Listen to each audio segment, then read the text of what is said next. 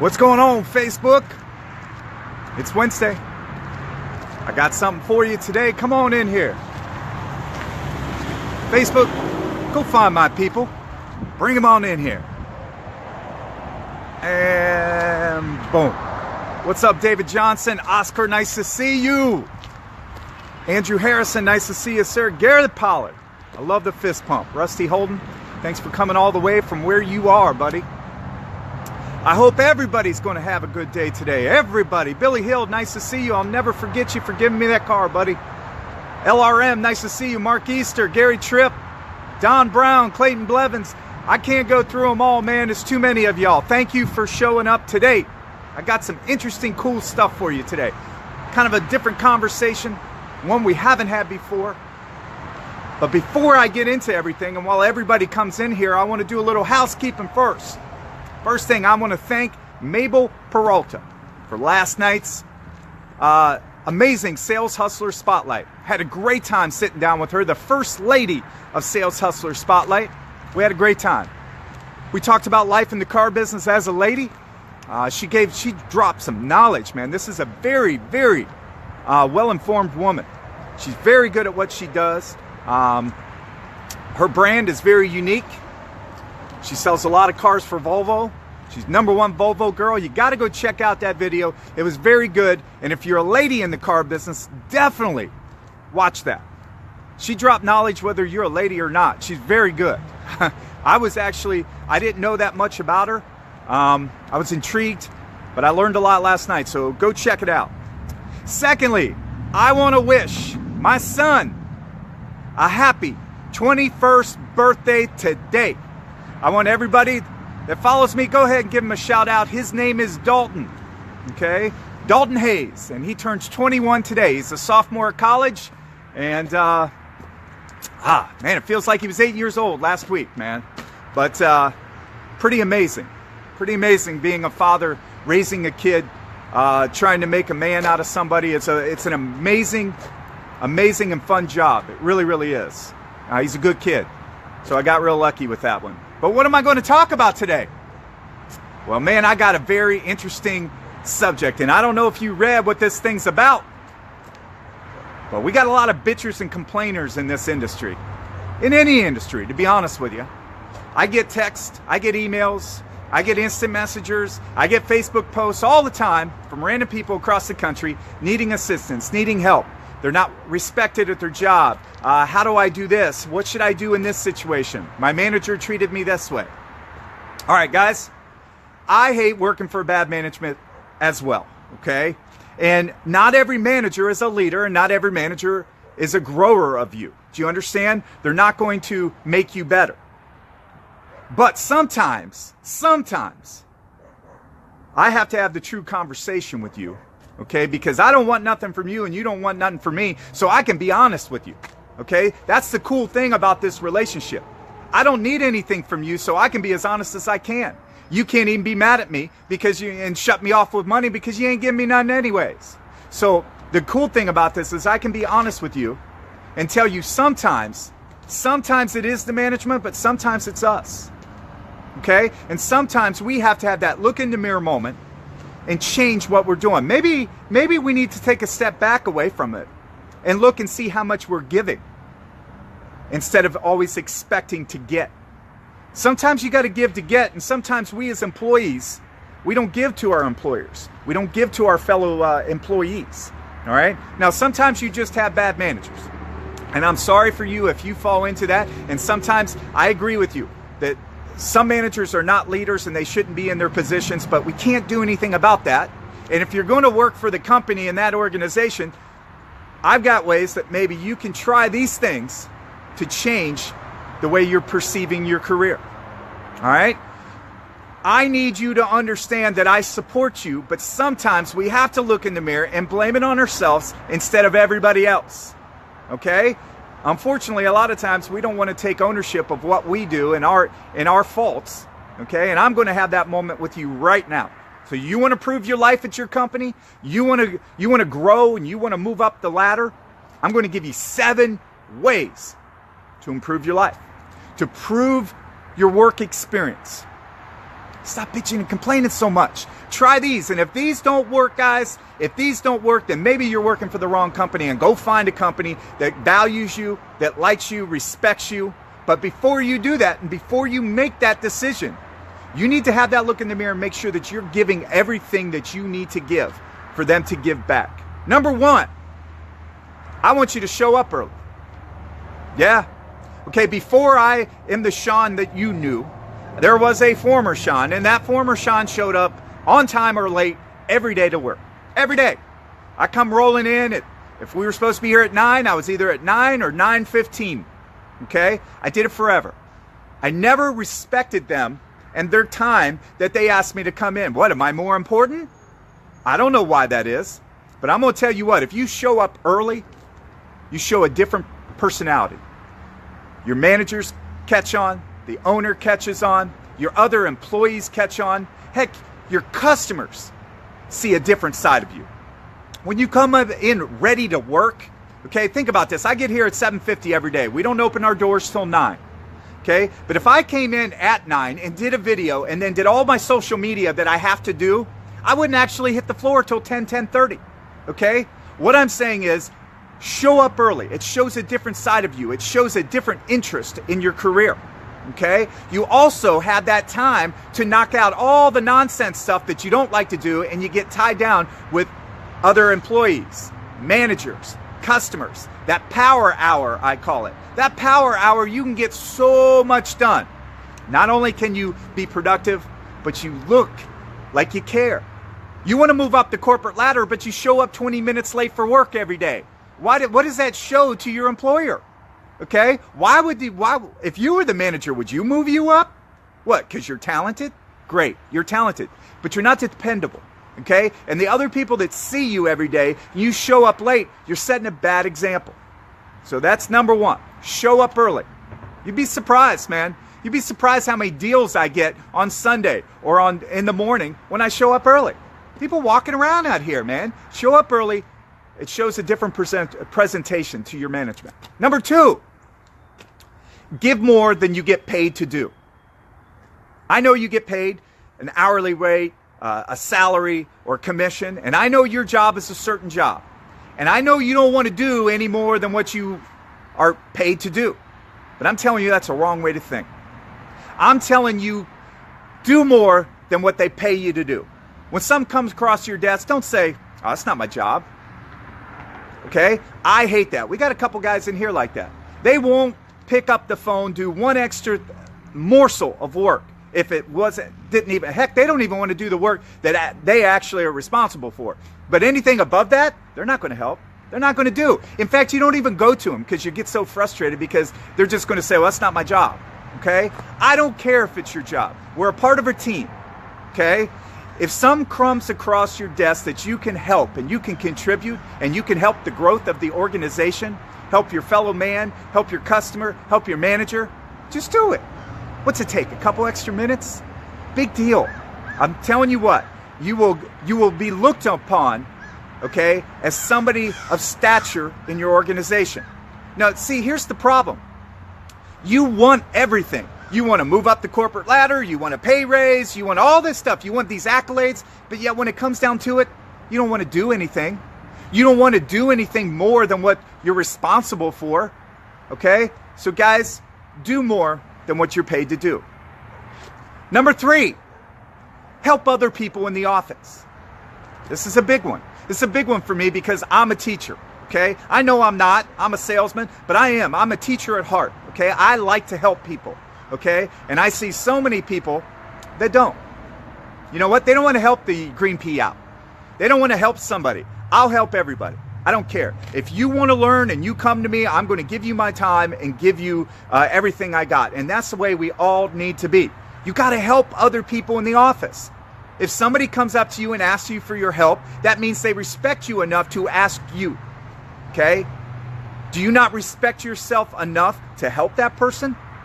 I'm telling you to help everybody. Anybody that wants help, help them. Okay? Your managers see it. Your owner sees it. Everybody's going to see it. Okay? I know that's not why I do it, but they still see it.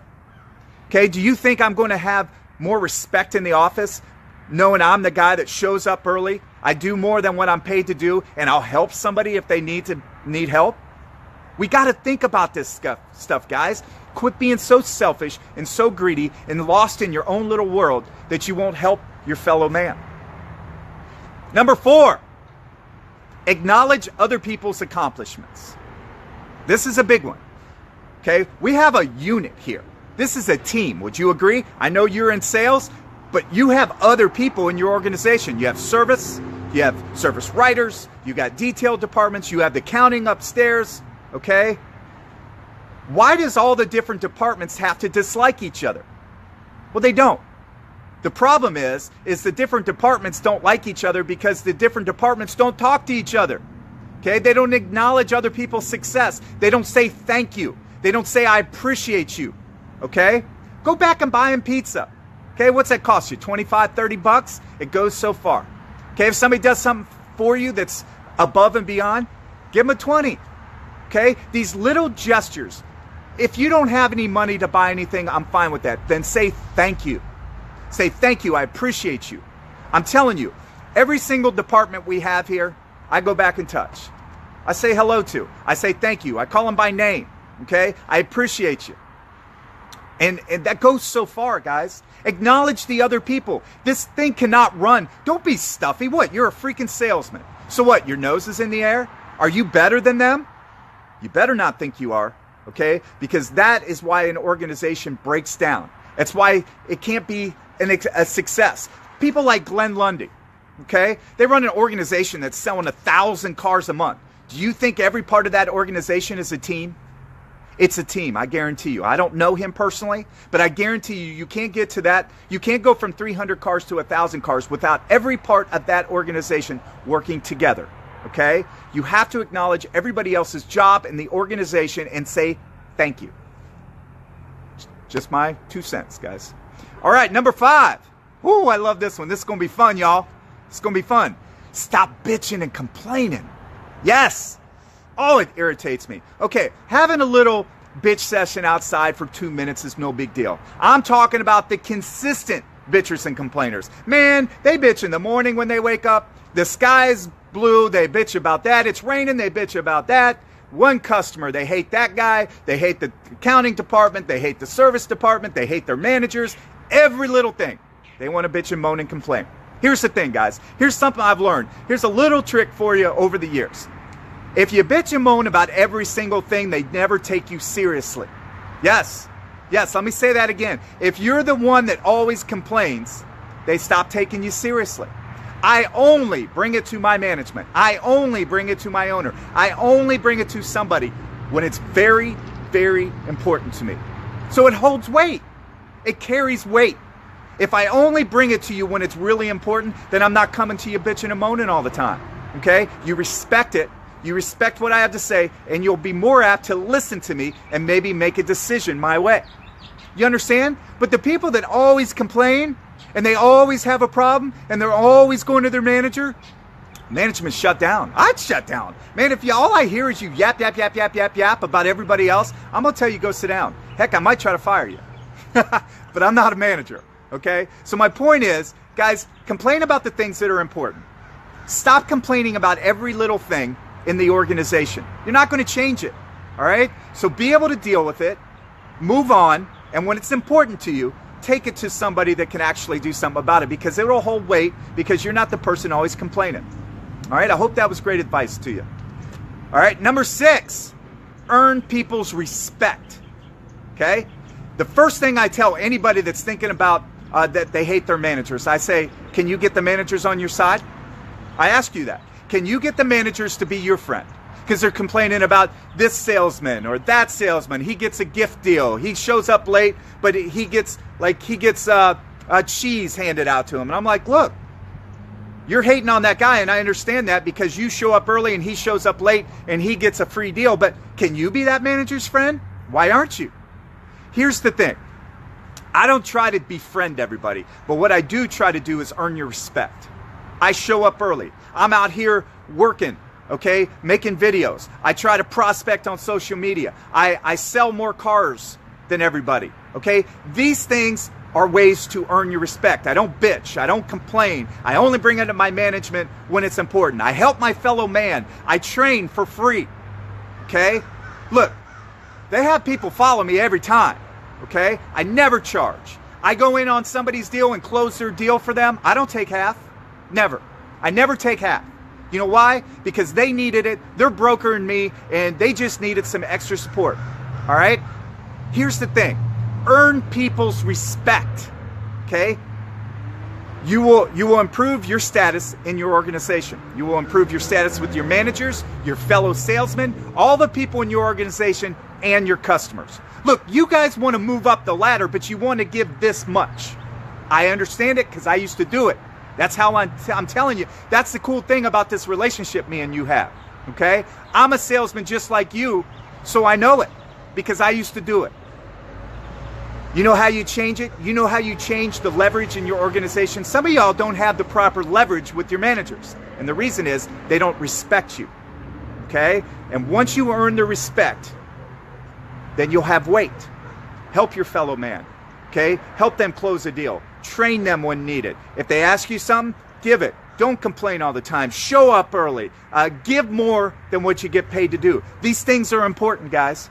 You want to improve the status in your organization. You want to become a manager. You want to become a general manager. You want to do whatever you want to do. You're going to have to do all these things. Now, the last thing. All right? All those were good, right? Here's the last one. You got to act like this is your career, not a job. Okay? The people that change from job to career, they have a mindset change, and that's when things open up for them. It's like a light that clicks on. Why does it click on? I don't know. At some point it just does. And when it does, your job goes into career and you go into career mode. That's when you start showing up early, giving more than what you get paid to do. Help others in the office, train people, help them out when they need somebody to do a floor closing situation. Go in on TOs. Help all the time. Okay? I come out here and do these videos. I do them on my time, not my employer's time, on purpose, because this is my career. This isn't his job to pay me to do. I chose to do it, so I came out here and do it early. This shouldn't be on his time. All right? You have to start looking at this as your career and not your job, and that's when your job will turn into a career. You're like, well, I'm thinking about leaving. If you're always thinking about leaving and you got one foot in the boat and one in the boat, or one in the boat and one out of the boat, you're never in the boat. Okay? Get in the boat, go all in, okay? And turn this job into your career. It can be a well-paid career. I'm telling you. A lot of people in this industry have made a boatload of money, okay? And they have a boatload of respect, and they have a boatload of influence. You want the influence, but you don't want to give all the other things that I'm telling you about. So let's retrace our steps here. We're going to show up early. That's what we're going to start doing, right? We're going to show up early instead of dragging in late. Secondly, give more than you're paid to do.